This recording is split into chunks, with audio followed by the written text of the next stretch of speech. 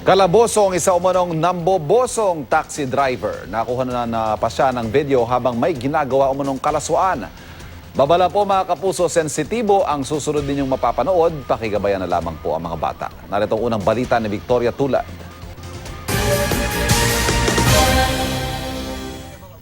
Sa cellphone video na ito, makikitang palingon-lingon sa kanyang babaeng pasahero ang taxi driver na si Bonifacio Asuncion. Makailang beses siyang tumingin na para bang may sinisilip sa ilalim. Habang nililingon ang binti ng pasahero, may hinawakan si Asuncion sa kanyang harapan. Sabi ng biktima, ginagalaw umano ng driver ang kanyang ari.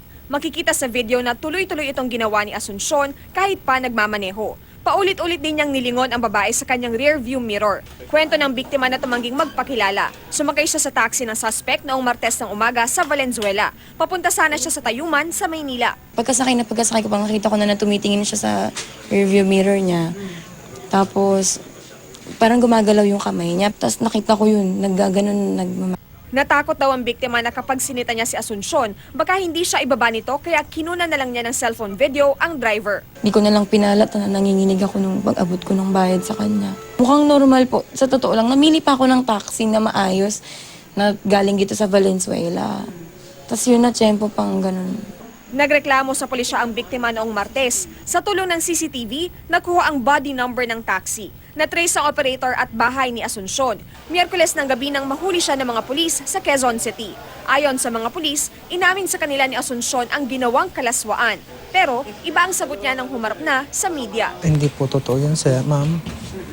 Ay, nakita na naman po siguro kung nakababa yung pantalon ko o hindi. Kinaganon ko yung tiyan ko dahil may hasakit, mayroon akong pagka nagugutom na ako, kinaganon ko yung tiyan ko. Sabi pa ni Asuncion, hindi niya sinasadyang tumingin sa mga binti ng pasahero. Napapatingin lang, ma'am.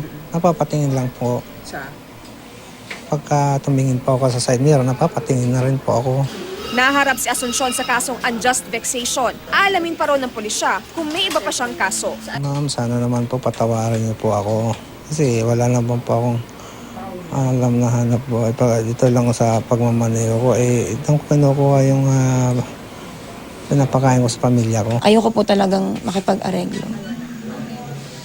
Hindi naman, ginagawa ko po to, hindi lang po para sa akin. Siyempre, yung industry po namin, puro babae po yung kaibigan ko. Sa pamilya ko, puro babae din. Ayoko na pong ulitin yan sana. Ayoko na pong maulit yung ganito. Ito ang unang balita sa Valenzuela City. Victoria Tulad, reporting.